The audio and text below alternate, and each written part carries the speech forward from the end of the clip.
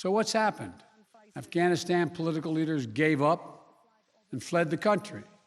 The Afghan military collapsed, sometime without trying to fight. If anything, the developments of the past week reinforced that ending U.S. military involvement in Afghanistan now was the right decision. David Kilcullen is an Australian counterinsurgency expert, formerly with the US State Department.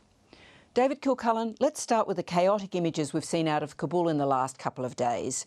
How surprised were you that Kabul fell at all and that it fell so fast? I've been saying for months that, it would be a stretch to imagine the Taliban taking Kabul anytime soon.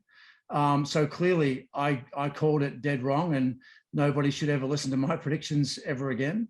The reason that I thought that it wouldn't fall, to be honest, was I couldn't believe the international community would allow to occur what just happened. Nobody stepped up, like not a single airstrike, nothing, no support. And, as we've seen, that led to this extraordinarily rapid collapse. You've mentioned the remark by President Biden a few months ago that the mission hasn't failed yet, as basically sealing Afghanistan's fate. Why is that? Well, I don't know if President Biden plays poker, but if he was a poker player, that's what you would call a tell, right? The real military event that sealed their fate was giving up Bagram Air Base. And that meant then that the Afghan Air Force was basically being flown into the ground over the past few weeks with no support. What was it about the Taliban tactics that allowed them to take over so much of the country with so few fights? Typically what they would do is surround the area, leave an obvious exit route, send in a local elder who they knew, but was more importantly, was known to the garrison. And he would say, look, guys, they have you surrounded. They are going to kill you all, but we can do a deal here. You can hand over your weapons and your Humvees and your equipment, and they'll give you safe passage and you can leave. And for garrisons who hadn't had any food or water or any air support, who knew that if they had anybody injured, there was no way to evacuate them, these people were like, look, sign me up. So now they're going to have to run the country. What sort of capacity as an organisation has the Taliban got to run Afghanistan, particularly given so much of the civil sector and everyone else has fled the country? The short answer to that is we don't really know. They are certainly very sensitive to accusations that they were terrible at administration and governance when they were the actual government in the 1990s. They have put an enormous amount of effort over the last 2 decades into improving that. And they've got sort of guerrilla shadow government structures across the country, judges, taxation system, local committees for security, and even like small business programs. They've been known to run aid projects. I mean, they have a pretty sophisticated sort of counter-governance system.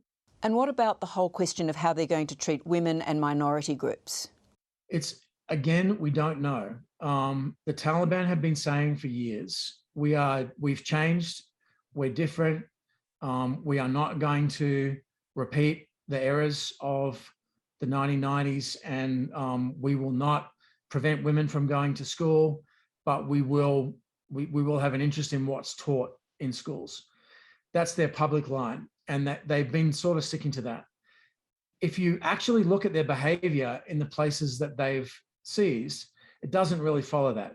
There's been cases of them executing women for being immodestly dressed over the last week or so. How important is the question of international recognition in putting pressure on the Taliban? I think it is very important. They do not want to be a pariah state. They know they need international investment. They're looking for aid and assistance and development projects. They don't want to go back to that environment from the 1990s, and they're fully aware that support for terrorism, treatment of women, harsh hudud, Sharia punishments were a key part of their loss of international support. Yesterday, the Russians said that they are making a decision on whether to recognize the Taliban regime, and they're going to base that decision on the behavior of the regime over the next few weeks. The Chinese have almost de facto recognized them already. So I wouldn't be surprised if both Russia and China do recognize the regime pretty soon. And frankly, if that creates some leverage on the senior Taliban to the point where they moderate some of their behavior, to be honest, that's a good thing, right? And we shouldn't be going against that. Well, part of that question goes to whether Afghanistan re-emerges as a hotbed of terrorism. Presumably China and Russia have an interest in making sure that doesn't happen, as do other countries in Central Asia. They do. I think it will happen.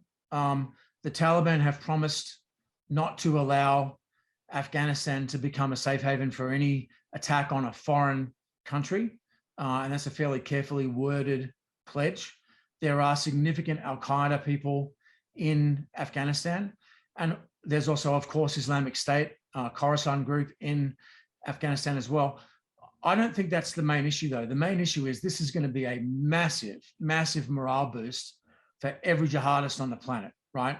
For 20 years, the most powerful superpower in history tried to crush the Taliban, but through determination and, through keeping the faith and fighting, they have successfully defeated the United States. And that is going to be like an injection of morale and motivation for everybody worldwide, whether or not they're based in Afghanistan or not. And I think we're going to see an extremely serious spike in terrorist activity as a result of this. David Kilcullen, thanks so much for joining us tonight. Thanks, Laura. Hi, I'm Lee Sales. Thanks for watching this story. If you'd like to watch more of 730's stories, they are on the left of your screen. And tap on the button below to subscribe and get the latest from ABC News.